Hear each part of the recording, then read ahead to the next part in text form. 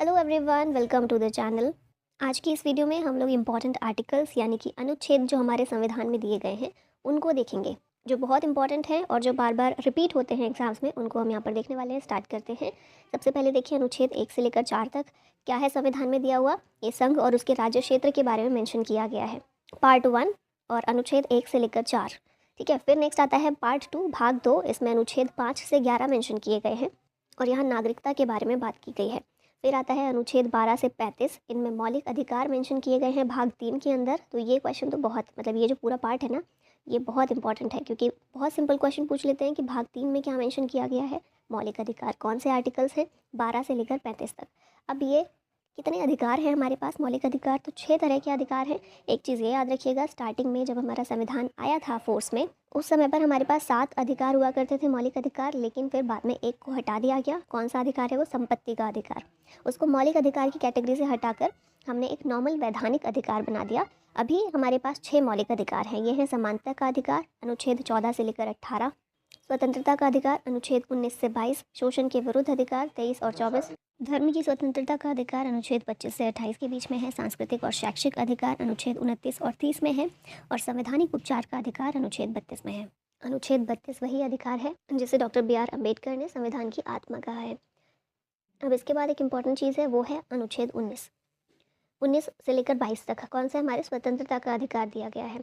तो 19 के अंदर ही 6 तरह की स्वतंत्रता हमें प्रदान की गई है। ये कौन सी है? तो 19A, B, C, D, E और G। F यहाँ पर मिसिंग है। F क्या है? तो F जो है, पहले मैंने बताया ना, पहले हमारे पास 7 मौलिक अधिकार थे, एक संपत्ति का अधिकार भी था। तो F में भी संपत्ति के अधिकार से रिलेटेड ही प्रोविजन दिए गए थे।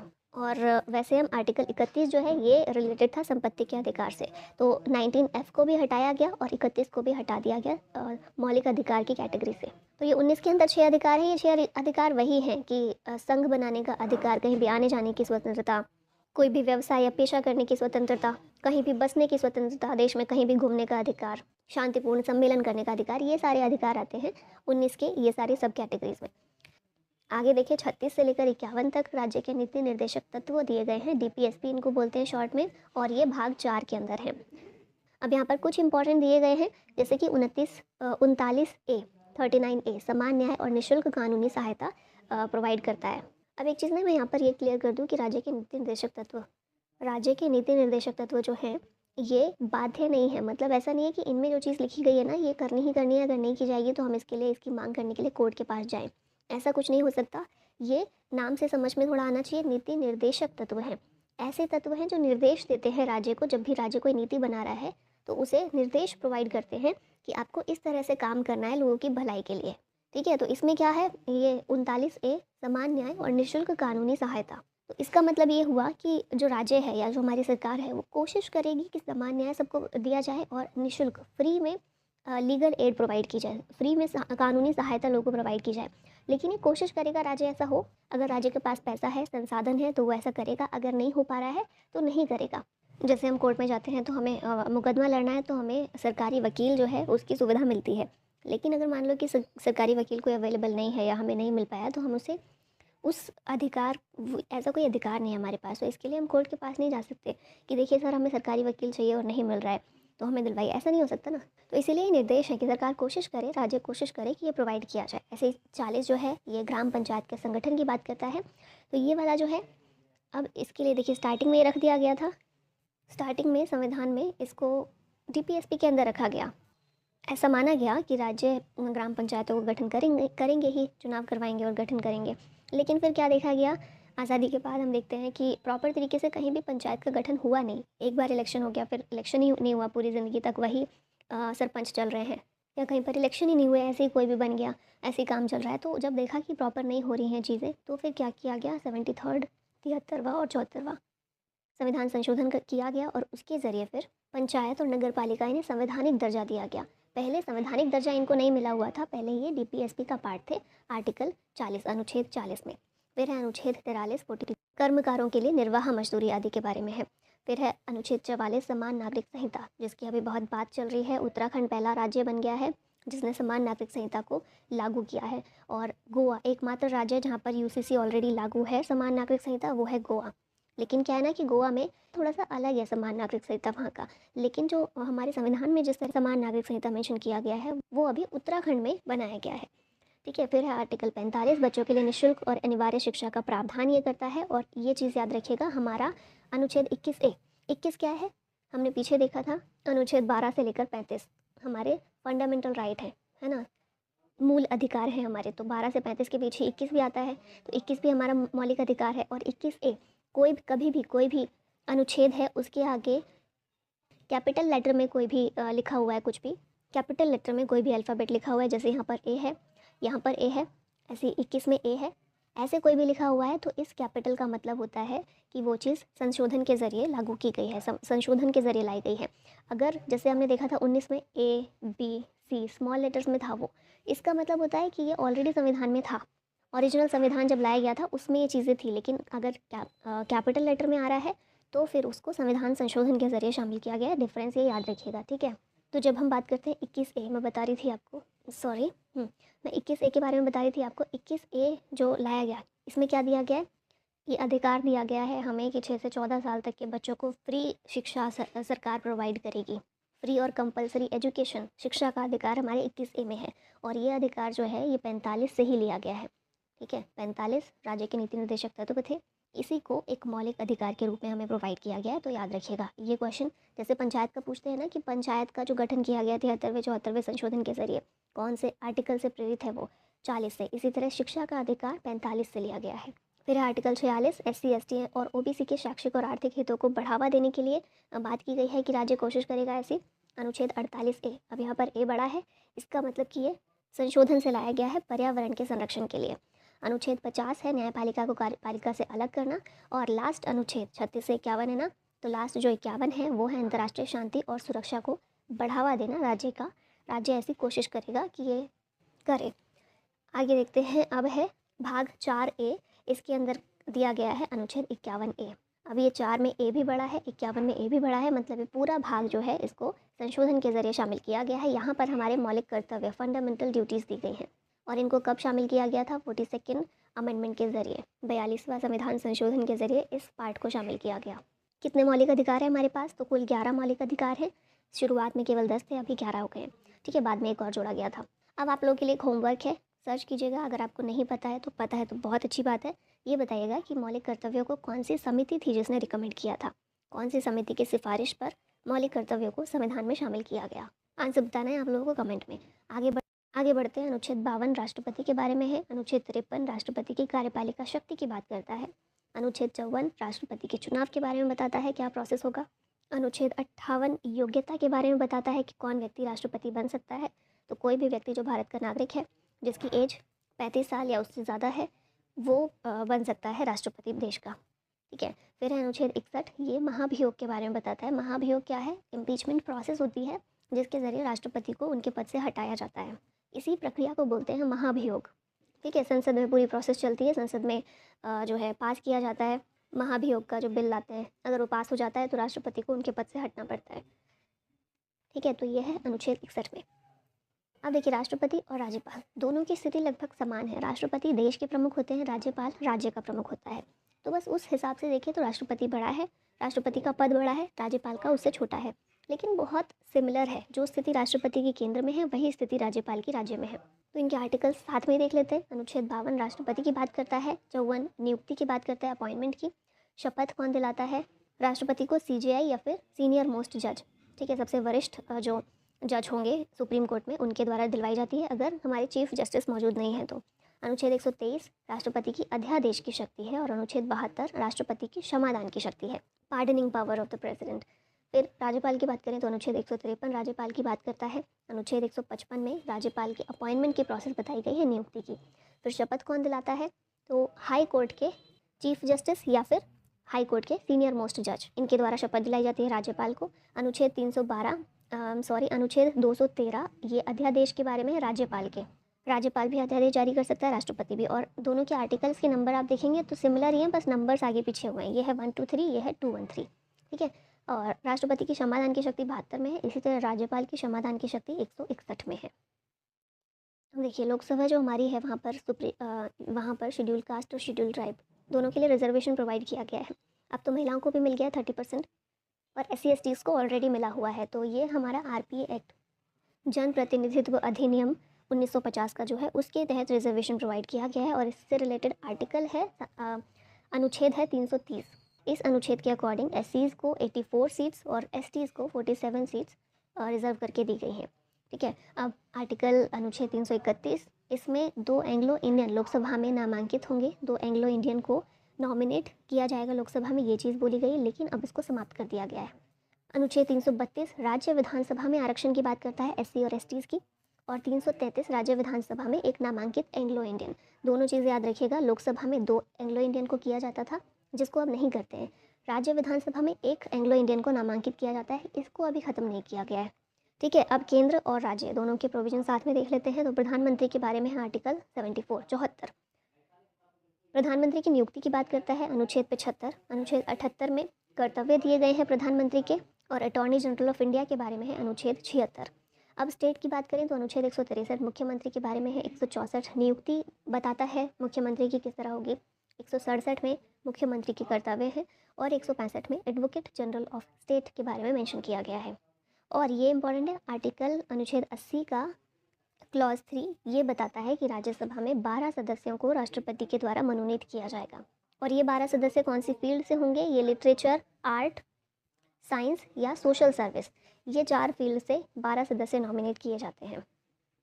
अब यहाँ सुप्रीम कोर्ट और हाई कोर्ट के बारे में बात कर लेते हैं। अनुच्छेद 124 जो है सुप्रीम कोर्ट की बात करता है, और अनुच्छेद 214 हाई कोर्ट की बात करता है। तो देखिए यहाँ भी नंबर का हेर फेर है, सिर्फ 124 214। रिट पावर, रिट जारी करने की शक्ति जो है सुप्रीम कोर्ट की अनुच्छेद 32 के अंदर है। अनुच्छेद 32 हमारा कौन सा है, मौलिक अधिकार है। 12 से 35 है ना मौलिक अधिकार, तो 32 भी इसके अंदर आता है, ये हमारा मौलिक अधिकार है। तो मौलिक अधिकार अगर हमारे हनन उनका होता है तो उसके लिए सर्वोच्च न्यायालय के पास हम जा सकते हैं रिट जारी करवाने के लिए अनुच्छेद 32 के तहत। हाई कोर्ट के पास भी रिट जारी हो सकती है, हाई कोर्ट भी कर सकता है अनुच्छेद 226 के तहत। लेकिन हाई कोर्ट सिर्फ मौलिक अधिकारों के बारे में नहीं करता, वो कुछ और मामला है ना उससे रिलेटेड भी हाई कोर्ट रिट जारी कर सकता है। तो इस मामले में हम देखें तो हाई कोर्ट के पास थोड़ी ज़्यादा पावर है रिट की। अब यहाँ पर उपराष्ट्रपति देखिए तो अनुच्छेद 63 भारत का एक उपराष्ट्रपति होगा, ये बोलता है। अनुच्छेद 64 में कहा गया है उपराष्ट्रपति राज्यसभा का पदेन अध्यक्ष होगा और कोई अन्य लाभ का पद धारण नहीं करेगा। हमें पता ही है जो हमारे वाइस प्रेसिडेंट होते हैं वही राज्यसभा के अध्यक्ष भी होते हैं, ये चीज़ बोली गई है अनुच्छेद 64 में। अनुच्छेद 66 किस बारे में है, उपराष्ट्रपति का निर्वाचन कौन करेगा, संसद के दोनों सदनों के सदस्यों से निर्मित निर्वाचक मंडल के सदस्यों द्वारा किया जाएगा। अनुच्छेद 69 शपथ या प्रतिज्ञान की बात करता है, और अनुच्छेद 70 अन्य आकस्मिकताओं में राष्ट्रपति के कार्यों का निर्वहन। मतलब अगर राष्ट्रपति अपने पद पर नहीं है, राष्ट्रपति बीमार हो गए हैं, कुछ प्रॉब्लम आ गई है, छुट्टी पर है या कोई और प्रॉब्लम है, डेथ हो गई है उनकी, उस टाइम पर राष्ट्रपति के पद पर उपराष्ट्रपति काम करते हैं राष्ट्रपति के रूप में। ठीक है, ये कहा गया अनुच्छेद 70 में। फिर आते हैं अब कुछ ऐसे आर्टिकल जो बार बार एग्जाम में पूछे जाते हैं। अनुच्छेद 14 समानता का अधिकार देता है हमें। अनुच्छेद 17 अस्पृश्यता का उन्मूलन करता है, अनटचेबिलिटी को खत्म करता है। अनुच्छेद 44 समान नागरिक संहिता के बारे में है। अनुच्छेद 108 संयुक्त बैठक जॉइंट सिटिंग के बारे में है। अब ये क्या होती है, तो लोकसभा और राज्यसभा कोई भी कानून पास करना हो तो इन दोनों की ज़रूरत होती है हमें, पार्लियामेंट जिसको बोलते हैं संसद। तो कोई भी बिल आ रहा है जिस पर डिसाइड नहीं हो पा रहा है ठीक से कि बिल ये पास हो या नहीं हो, है ना, कोई डिसीजन नहीं ले पा रही है या तो लोकसभा या राज्यसभा कोई भी, तो ऐसे में क्या होता है, राष्ट्रपति एक संयुक्त बैठक बुलाते हैं जहाँ पर लोकसभा और राज्यसभा दोनों के मेंबर्स एक साथ आकर बैठते हैं। फिर उस बिल पर वोटिंग होती है, या फाइनल बताओ पास करना है या नहीं करना, तो वहाँ पर फाइनल डिसीजन हो जाता है। तो ये किस में बोला गया, अनुच्छेद 108 में। 110 धन विधेयक मनी बिल की डेफिनेशन बताता है कि कौन सा बिल मनी बिल होगा, कौन सा बिल मनी बिल नहीं होगा, क्योंकि हमें पता है मनी बिल धन विधेयक जो है उसको लेकर लोकसभा के पास ज़्यादा पावर है, राज्यसभा के पास कोई पावर नहीं है। राज्यसभा सिर्फ 14 दिन के लिए उस बिल को रख सकता है, मनी बिल को, उसके बाद वो वापस दे या नहीं दे पास माना जाता है। तो इसलिए ज़रूरी है ताकि लोकसभा ना बहुत ज़्यादा अपनी पावर को ज़्यादा गलत इस्तेमाल ना कर ले, इसलिए ज़रूरी है कि डेफिनेशन दी जाए, उसकी परिभाषा हो कि धन विधेयक एक्चुअली में कहा किसको जाएगा। तो ये परिभाषा दी गई है अनुच्छेद 110 में। और एक चीज़ और याद रखिएगा, फाइनल अथॉरिटी किसके पास है, कोई भी बिल धन विधेयक है या नहीं, ये डिसाइड करने की फाइनल अथॉरिटी लोकसभा के स्पीकर के पास होती है। ठीक है, अगला आता है अनुच्छेद 112। इसमें हमारा बजट दिया गया है, बजट के बारे में प्रोविज़न दिए गए हैं। बजट शब्द संविधान में कहीं नहीं है, बजट की जगह पर जो शब्द इस्तेमाल किया गया है वो है एनुअल फाइनेंशियल स्टेटमेंट, वार्षिक वित्तीय विवरण। ठीक है, बजट शब्द नहीं है संविधान में कभी कहीं भी। अनुच्छेद 148 कैग के बारे में है, भारत के नियंत्रक और महालेखा परीक्षक। 262 में अंतर्राज्यीय नदी जल विवाद के निपटारे हेतु प्रोविज़न किए गए हैं। रिवर डिस्प्यूट अगर होता है 2 राज्यों के बीच, तो 2 राज्यों के बीच या 2 से ज़्यादा राज्यों के बीच, तो उसको निपटाने के लिए किस तरह निपटाया जाएगा, ये सारी दी गई है प्रोसेस। अनुच्छेद 263 में अंतर्राज्यीय परिषद की बात की गई है, इंटर स्टेट काउंसिल। अनुच्छेद 280 वित्त आयोग की बात करता है, ये काफ़ी इंपॉर्टेंट है। अनुच्छेद 324 निर्वाचन आयोग के बारे में है, इलेक्शन कमीशन के बारे में, और भाग 15 में इसके बारे में बात की गई है। राज्य निर्वाचन आयोग की भी व्यवस्था है संविधान में, वो आर्टिकल 243 के अंदर है। और ये याद रखिएगा 243 जो है आर्टिकल, ये 73वां संशोधन 74वां संशोधन आया था ना, पंचायतों का गठन किया गया जिसके ज़रिए, वो आर्टिकल है ये। और उसी टाइम पर राज्य चुनाव आयोग की व्यवस्था की गई थी, क्योंकि जो पंचायत और नगर पालिका का इलेक्शन है वो हमारा देश का निर्वाचन आयोग नहीं देखता है, वो काम राज्य चुनाव आयोग का है। ठीक है। अब यहाँ पर इमरजेंसी का प्रोविज़न दिया गया है। आपातकाल जो हमारे यहाँ लगाया जाता है, 3 तरह का आपातकाल लगाया जा सकता है। राष्ट्रीय आपातकाल, प्रेसिडेंट्स रूल, राष्ट्रपति शासन, और वित्तीय आपातकाल। तो राष्ट्रीय आपातकाल अनुच्छेद 352 में दिया गया है। राष्ट्रपति का शासन अनुच्छेद 365 में दिया गया है मेनली, पर 356 भी इसी बारे में है। ठीक है, तो दोनों ही इससे रिलेटेड है। और आर्टिकल 360 अनुच्छेद 360 वित्तीय आपातकाल की बात करता है। एक चीज़ और मैं यहाँ पर मेंशन कर दूँ, पहले जो है राष्ट्रीय आपातकाल इस आधार पर लगाया जा सकता था। वैसे तो कई सारे आधार होते हैं ना कि राष्ट्रीय आपातकाल लग सके, कोई युद्ध हो गया है, बाह्य आक्रमण हो गया है, ऐसी कोई प्रॉब्लम आ गई है तो। लेकिन पहले क्या शब्द था यहाँ पर, एक आंतरिक गड़बड़ी शब्द था। राष्ट्रीय आपातकाल, आंतरिक गड़बड़ी अगर कुछ होती है तो उस आधार पर लगाया जा सकता है। अब सोचिए थोड़ा कि आंतरिक गड़बड़ी शब्द जो है ये बहुत वेग सा है कि आंतरिक गड़बड़ी किसको बोलेंगे। तो आंतरिक गड़बड़ी का सहारा लेते हुए ही इंदिरा गांधी ने 1975 में आपातकाल लगा दिया था देश में, है ना। तो इसीलिए फिर क्या किया गया, 44 का संविधान संशोधन 1978 में लाया गया और ये बोला गया कि आंतरिक गड़बड़ी जैसा कोई शब्द नहीं होगा इसमें। राष्ट्रीय आपातकाल तभी लग सकता है जब युद्ध, बाह्य आक्रमण या फिर सशस्त्र विद्रोह जैसी स्थिति हो, कि आंतरिक गड़बड़ी तो डिफाइन ही नहीं की जा सकती। जैसे इंदिरा गांधी ने भी आंतरिक गड़बड़ी के आधार पर लगाया था, लेकिन आंतरिक गड़बड़ी मतलब क्या, चुनाव में वो हार रही हैं, इसको आंतरिक गड़बड़ी बोला जाएगा? या फिर देश उनके खिलाफ थोड़ा जा रहा है जनमत, इसको आंतरिक गड़बड़ी बोलेंगे? इसको तो नहीं बोल सकते। तो इसीलिए ये शब्द हटा दिया गया 44वें संविधान संशोधन में 1978 में। ठीक है, आई होप क्लियर होगी चीज़ें। अब 2 और इंपॉर्टेंट आर्टिकल हैं यहाँ पर, अनुच्छेद 358 और अनुच्छेद 359। ये किस बारे में है? तो जब आपातकाल लगता है देश में तो उस समय पर हमारे जो मौलिक अधिकार होते हैं वो ख़त्म हो जाते हैं। तो उसके बारे में ये दोनों आर्टिकल्स हैं। अब ये दोनों क्या बोलते हैं, थोड़ा सा फ़र्क है दोनों में। 358 जो है ये आर्टिकल 19 अनुच्छेद 19 जो है ना, हमारा स्वतंत्रता का अधिकार, उसको ख़त्म करता है।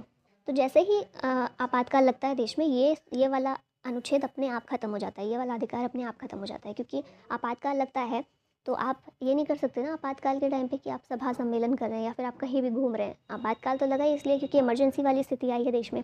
तो ऐसे में स्वतंत्रता लोगों की खत्म हो जाती है। ठीक है, अनुच्छेद 19 हमारा अबॉलिश हो जाता है। आर्टिकल 359 बाकी अधिकारों के बारे में, मौलिक अधिकार, ये केवल 358 केवल 19 के बारे में है और 359 बाकी सारे अधिकारों के बारे में। अब इसमें क्या बोला है, इसमें ये बोला है कि अनुच्छेद 20 और 21 हमारे जीवन का अधिकार, और 21 में दोष सिद्धि का अधिकार, है ना, जेल वाला है, ये जेल से रिलेटेड जो है आर्टिकल। तो 20 और 21 किसी भी आधार पर ख़त्म नहीं होंगे। मतलब ये नहीं है ना कि अगर इमरजेंसी लग गई है तो सरकार को आपको मारने का अधिकार हो गया, जीवन खत्म करने का अधिकार हो गया, ऐसा तो नहीं हो सकता। तो इसलिए 20 और 21 किसी भी हाल में ख़त्म नहीं होंगे। 20 और 21 के अलावा जितने भी अनुच्छेद हैं हमारे मौलिक अधिकार के, उनको प्रेसिडेंट अबॉलिश कर सकते हैं, प्रेसिडेंट उनको निलंबित कर सकते हैं। ठीक है, तो प्रेसिडेंट अगर चाहे तो सारे के सारे निलंबित कर सकते हैं, वो अगर चाहे तो सिर्फ 1-2 अधिकारों को निलंबित कर सकते हैं, या जैसे भी करें। 19 जो है वो तो अपने आप ही हो जाएगा, जैसे ही इमरजेंसी लगी अपने आप अबॉलिश, निलंबित हो जाएगा। और 359 के तहत बोला गया है कि 20 और 21 किसी हाल में निलंबित नहीं होगा, और 20 और 21 के अलावा और 19 के अलावा बाकी जितने हैं उनमें से जो भी अधिकार को निलंबित करना चाहें राष्ट्रपति कर सकते हैं। आई होप क्लियर हो रही होंगी चीज़ें। थोड़ी सी आदत डाल लीजिए चीज़ों को थोड़ा डिटेल में समझने की, अंडरस्टैंडिंग क्रिएट करने की, क्योंकि हम एग्ज़ाम के लिए तो पढ़ रहे हैं लेकिन हम एक नागरिक भी हैं। तो संविधान को उस हिसाब से समझना भी बहुत ज़रूरी है हमारे लिए। हमें अपने अधिकार, संविधान के प्रोविज़न सब अच्छे से पता होने चाहिए। एग्ज़ाम में तो आपको ये हेल्प करेगा ही, लेकिन एक जागरूक नागरिक बनाने में ये बहुत हेल्प करेगा। तो समझना इंपॉर्टेंट है चीज़ों को। आगे है अनुच्छेद 338, 338A, 338B। अब देखिए ए भी बड़ा है, बी भी बड़ा है, इसका मतलब संविधान संशोधन के जरिए आई हैं चीज़ें। इसमें क्या है, ST, SC, ST और OBC के लिए राष्ट्रीय आयोग का गठन इनके तहत किया गया है। ठीक है, 339 से 342 में क्या है, भारत के केंद्र शासित प्रदेश का वर्णन किया गया है, यूनियन टेरिटरीज जो है हमारी, उनका वर्णन किया गया है। 266 में संचित निधि, कंसोलिडेटेड फंड इसकी बात की गई है। और संचित निधि एक ऐसा फंड है हमारा जो सरकार के सारे खर्चे होते हैं ना यहीं से होते हैं, और सरकार संसद की परमिशन के बिना यहाँ से पैसा नहीं निकाल सकती है। संसद की स्वीकृति चाहिए संचित निधि से पैसा निकालने के लिए, और यहीं से सारे इसी फंड से सारा खर्चा सरकार का चलता है। फिर 267 आकस्मिक निधि कंटिजेंसी फंड की बात करता है। और ये क्या है ना, ये जो आकस्मिक निधि है राष्ट्रपति के कंट्रोल में एक तरह से रहती है। ये ऐसी सिचुएशन के लिए आती है जब कोई इमरजेंसी आ गई है, कोई बहुत ज़रूरत आ गई है, जैसे कोई कहीं पर बाढ़ आ गई, कोई अर्थक्वेक आ गया है और बहुत ज़रूरत पड़ गई है पैसों की वहाँ पर। बजट में तो प्लान्ड चीज़ें रहती हैं कि हम इस स्कीम पर खर्च कर रहे हैं, यहाँ खर्च कर रहे हैं, वहाँ कर रहे हैं, ये पुल बना रहे हैं, ये कर रहे हैं। पर अब अचानक से कोई विपदा आन पड़ी है तो उसमें क्या करेंगे, पैसा कहाँ से आएगा? तो उसके लिए आकस्मिक निधि होती है कि अचानक कोई ज़रूरत पड़े तो यहाँ से पैसा उठाया जाएगा, और यहाँ से राष्ट्रपति जो है उनके अंडर में ये होता है। अनुच्छेद 351 हिंदी भाषा का प्रचार और उत्थान के बारे में है। अनुच्छेद 370 जम्मू कश्मीर को स्वायत्तता देता था लेकिन अभी नहीं। 371 नागालैंड समेत पूर्वोत्तर राज्य के कुछ राज्यों को स्वायत्तता देता है। अब जैसे 371 ए से लेकर जे तक प्रोविज़न किया गया है, तो इन सारे आर्टिकल्स में नागालैंड, असम, मणिपुर, सिक्किम, मिजोरम, अरुणाचल प्रदेश, इन सारे राज्यों के लिए और भी कई सारे राज्य हैं, इनके लिए विशेष प्रावधान किए गए हैं। क्योंकि ये जो सारे स्टेट देख रहे हैं और बाकी जो 371 में जितने भी स्टेट्स हैं, वहाँ पर क्या है, जनजातीय संस्कृति बहुत ज़्यादा है। जनजातीय लोग बहुत ज़्यादा रहते हैं, जनसंख्या उनकी ज़्यादा है, तो इसीलिए उनकी संस्कृति को प्रोटेक्ट किया जाए, इसके लिए उन्हें कुछ कुछ विशेष प्रावधान किए गए हैं उनके लिए। 371 में ही, मतलब 371 जो आर्टिकल है इसके अंदर ही गुजरात, महाराष्ट्र, गोवा और आंध्र प्रदेश के लिए भी कुछ मामलों में विशेष उपबंध है। ठीक है, धीरे धीरे इनको ख़त्म भी कर दिया जाता है विशेष प्रावधानों को राज्यों के लिए, और कुछ को ऐड भी कर दिया जाता है जहाँ जैसी ज़रूरत होती है उस हिसाब से। तो अब हमने बेसिक चीज़ें कवर कर ली, अब क्वेश्चंस के थ्रू कुछ चीज़ें देख लेते हैं। तो पहला क्वेश्चन है, मूल रूप में संविधान में कितने अनुच्छेद हैं? मूल रूप में संविधान में 395 अनुच्छेद हैं। एक चीज़ और याद रखिएगा, 395 अभी भी हैं। ऐड जो हुए हैं कैसे हुए हैं मैंने बताया था, 21 ए ऐड हुआ है, 39 ए ऐड हुआ है, 338 ए और बी ऐड हुआ है ना। तो अब देखिए 338, हाँ 339 थोड़ी ऐड किया है, 338 के अंदर ए और बी कर दिया। तो अगर हम सीरियल वाइज देखें कि आर्टिकल 1, 2, 3, 4, 5, 6 ऐसे करके देखें तो अभी भी 395 ही हैं, बस नंबर ऑफ अनुच्छेद वो बढ़ गए हैं। ठीक है, अभी नेक्स्ट, भारतीय संविधान के निम्न में से कौन से अनुच्छेद में बजट शब्द का उल्लेख किया गया है? तो इसका आंसर होगा ऑप्शन डी, किसी में भी नहीं, क्योंकि मैंने बताया था बजट शब्द। देखिए क्वेश्चन क्या पूछा है, बजट शब्द का, तो बजट शब्द का तो कहीं भी उल्लेख नहीं है, बजट के बारे में बताया गया है। तो हम फिर भी एक बार बोल सकते थे कि अनुच्छेद 112 है। अनुच्छेद 112 में वार्षिक वित्तीय विवरण के रूप में इसको मेंशन किया गया है। फिर अनुच्छेद 110 धन विधेयक के बारे में है। 108 हमने देखा था, ये संयुक्त अधिवेशन के बारे में है। ठीक है, नेक्स्ट क्वेश्चन है, निम्नलिखित में से कौन सा अनुच्छेद मौलिक कर्तव्यों की बात करता है? ये है अनुच्छेद 51 ए, ऑप्शन बी करेक्ट होगा। शुरुआत में 10 मौलिक कर्तव्य थे हमारे पास, मौलिक कर्तव्यों को 42वें संविधान संशोधन के माध्यम से जोड़ा गया था। अभी 11 है फिलहाल हमारे पास, 11वें को जोड़ा गया था 2002 में 86वें संविधान संशोधन के जरिए। और कहाँ से प्रेरित है ये? तो यूएसएसआर, अभी इसको रशिया के नाम से जानते हैं, यहाँ से प्रेरित है हमारे मौलिक कर्तव्य। अगला क्वेश्चन है, वित्त आयोग से संबंधित प्रावधान किस अनुच्छेद में दिए गए हैं? ये प्रावधान है 280 में। गोपनीयता का अधिकार किस अनुच्छेद में है? गोपनीयता का अधिकार, राइट टू प्राइवेसी, अनुच्छेद 21 में मेंशन किया गया है। अंतर्राष्ट्रीय शांति और सुरक्षा बनाए रखने के लिए कौन सा अनुच्छेद शामिल किया गया है? तो यह है अनुच्छेद 51, डीपीएसपी का लास्ट। राष्ट्रपति की क्षमादान शक्ति किस अनुच्छेद के अंतर्गत है? राष्ट्रपति की क्षमादान शक्ति अनुच्छेद 72 के अंतर्गत दी गई है। राज्यपाल के पास भी सेम शक्ति है, ये अनुच्छेद 161 के अंदर। कौन सा अनुच्छेद मुख्यमंत्री द्वारा राज्यपाल को सूचनाएं देने का कर्तव्य निर्धारित करता है? हमने देखा था ना, मुख्यमंत्री का कर्तव्य दिया गया है अनुच्छेद 167 में, 167 में। कौन सा अनुच्छेद राष्ट्रपति शासन लागू करने की बात करता है? यह है अनुच्छेद 356। कौन सा अनुच्छेद कहता है कि राष्ट्रपति को सलाह और परामर्श देने के लिए एक मंत्रिपरिषद होगी? मंत्रिपरिषद की बात करता है अनुच्छेद 74, और इसी में प्रधानमंत्री के बारे में भी मेंशन है। ठीक है, कि राष्ट्रपति को परामर्श और सलाह देने के लिए एक मंत्रिपरिषद होगी और उस मंत्रिपरिषद का मुखिया प्रधानमंत्री होगा। कौन सा अनुच्छेद अनुसूचित जाति के लिए कौन सा अनुच्छेद अनुसूचित जाति के लिए राष्ट्रीय आयोग का प्रावधान करता है? यह है 338। उच्च न्यायालय की रिट जारी करने की शक्ति किस अनुच्छेद में दी गई है? ये है 226। निर्वाचन आयोग की व्यवस्था किस अनुच्छेद के अंतर्गत की गई है? निर्वाचन आयोग अनुच्छेद 324 में है। संविधान का कौन सा अनुच्छेद राष्ट्रपति से संबंधित प्रावधान करता है? यह है हमारा अनुच्छेद 52। संविधान का कौन सा अनुच्छेद छुआछूत को प्रतिबंधित करता है? इसका आंसर होगा अनुच्छेद 17, ऑप्शन डी। वित्तीय आपातकाल लागू किया जा सकता है किस अनुच्छेद के आधार पर? वित्तीय आपातकाल के लिए है अनुच्छेद 360। बी आर अम्बेडकर ने संविधान के किस अनुच्छेद को भारतीय संविधान का हृदय और आत्मा कहा? Heart and soul of the Indian constitution. मैंने बताया था आपको अनुच्छेद 32। और प्रस्तावना जो है इसे भारतीय संविधान की आत्मा माना जाता है। ठीक है, तो दोनों चीज़ें याद रखिएगा। संघ का यह कर्तव्य होगा कि वह बाह्य आक्रमण या आंतरिक गड़बड़ी से प्रत्येक राज्य की रक्षा करे। यह प्रावधान किस अनुच्छेद में है? ये प्रावधान अनुच्छेद 355 में दिया गया है। ठीक है। भारत के पूरे क्षेत्र में स्वतंत्र रूप से घूमने का अधिकार भारतीय संविधान के किस अनुच्छेद के अंतर्गत आता है? यह अनुच्छेद 19 में आता है। 19 के अंदर 6 अधिकार हैं, जिनमें से एक ये भी है। विधान परिषद की व्यवस्था संविधान के किस अनुच्छेद में की गई है? विधान परिषद की व्यवस्था 169 में की गई है। और याद रखिएगा, सभी राज्यों में विधान परिषद नहीं है। भारत के फिलहाल सिर्फ 6 राज्य ऐसे हैं जिनमें विधानसभा और विधान परिषद दोनों हैं। बाकी सारे राज्यों में केवल विधानसभा है। तो विधान परिषद के बारे में अनुच्छेद 169 में बात की गई है। राज्य चाहे तो प्रस्ताव पास करके केंद्र के पास भेज सकते हैं कि उन्हें अपने यहाँ पर विधान परिषद चाहिए। अगर हटानी हो, किसी के यहाँ पर है विधान परिषद और उन्हें नहीं चाहिए, तो इसके लिए भी प्रस्ताव पास करके वो संसद के पास भेज सकते हैं। लेकिन फाइनल डिसीजन पूरी तरह से संसद का होगा कि विधान परिषद रखनी है या नहीं रखनी। ठीक है, तो ये हमारा आज का लास्ट क्वेश्चन था इस वीडियो का। आई होप आपका रिवीजन अच्छे से हुआ होगा इसके थ्रू। और मुझे बताइएगा, रिव्यू ज़रूर दीजिएगा कमेंट में कि आपको इसी तरह डिटेलिंग में चाहिए, या फिर डिटेल्स आपको कम लगी, थोड़ी और चाहिए, या फिर बहुत ज़्यादा लगी, कम चाहिए। ठीक है, देखनी आप ही लोगों को है, तो बताइएगा।